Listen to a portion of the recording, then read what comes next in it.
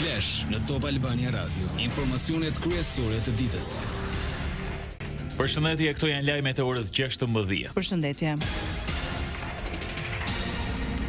Për të dytën herë radhazi shtyhet sërish vendimi për Erion Veliajn. As sot apeli i posaçëm nuk vendosi dot për kryebashkiakun e Tiranës, i cili kërkon lirimin që të zhbëhet arresti me burg.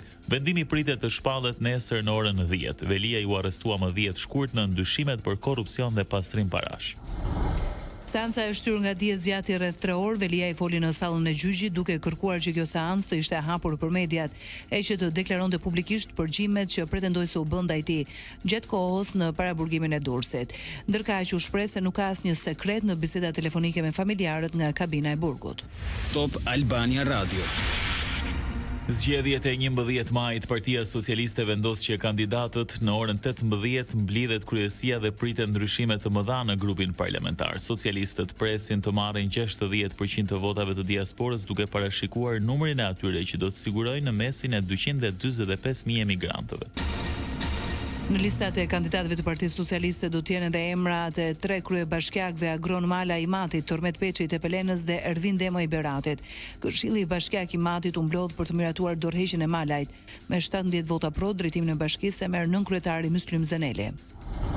Pas shumë vitesh në krye të bashkisë Tepelen, dorëheqjen e dha edhe Tërmet Peçi për të garuar për deputet në qarkun e Gjirokastrës më 11 maj. Si pasuese e Peçit u votua nënkryetaria Julinda Karteri, ndërkaq nesër mblidhet Këshilli Bashkiak i Beratit për të gjetur emrin që do të zëvendësojë Ervin Demon. Ndërsa sot skadon afati ligjor në kampin opozitar, po vijojnë diskutimet për emrat e kandidatëve për deputet.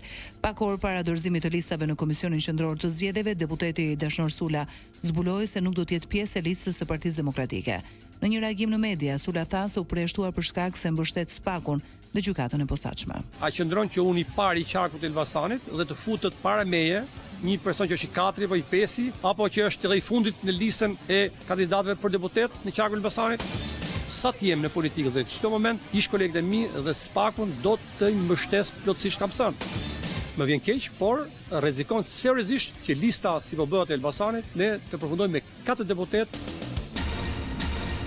Aleanca e Maqedonasve për Integrim Evropian me kryetar Vasil Steriovskin u largua nga koalicioni me Partinë Demokratike të Sali Berishës. Në Komisionin Qendror të Zgjedhjeve, Steriovski depozitoi kërkesën, ndërkaq tashmë janë regjistruar kandidatët e parë dhe raportohet se disa parti politike kanë dorëzuar listat në KQZ.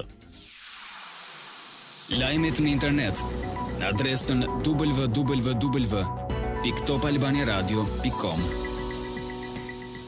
Sot në një takim me Asamblenë Socialiste të Kavajës së Vorës, kryeministri Rama theksoi se janë krijuar kushtet që ne të hyjmë realisht në Bashkimin Evropian, siç tha, rrjedhoi përputhjes së rrethanave tonave të brendshme me të Unionit. Për herë të parë, mundësia për të bërë pjesë e Bashkimit Evropian është reale. Kemi një kalendar për negociatat që është kalendari më i shpejt në historinë e integrimit evropian, që na është dhënë për të mbyllur negociatat deri në 2027. Dhe kemi mundësinë që nëse i mbyllim negociatat deri në 2027, të hyjmë dhe të bëhemi antar të Bashkimit Evropian.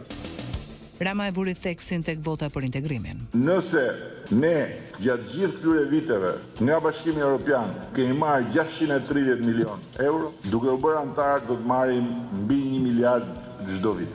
Ky është ndryshim. 300 milion çdo vit vetëm për bujqësi. E gjitha kjo mund të mos ndodhi nëse në 11 maj Shqipëria nuk voton fuqishëm Partinë Socialiste. Eurokomisionerja e zgjerimit Marta Kos sot nis vizitë treditore në Shqipëri, në rast për të diskutuar me autoritetet mbi gjendjen e procesit të antarësimit në Bashkimin Evropian, veçanërisht progresin në reformat themelore në drejtësi. Vizita shënon edhe një mundësi për të përcjellë rëndësinë e konsolidimit të arritjeve. Lajme nga bota.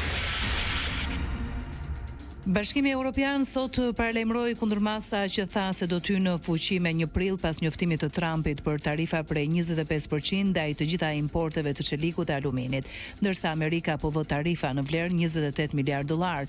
Ne po përgjigjemi me kundërmasa prej 26 miliardë eurosh, tha presidenti e Komisionit Evropian Ursula von der Leyen. Kërcënimi i presidentit Trump për dyfishimin e tarifave të planifikuara prej 25% për importin e aluminit dhe çelikut kanadez bëri që qeveria e Ontarios të pezullojë tarifat e planifikuara për energjinë elektrike që i shet Shteteve të Bashkuara. Si rezultat, Trump tërhoqi vendimin për dyfishimin e tarifave për çelikun dhe aluminin.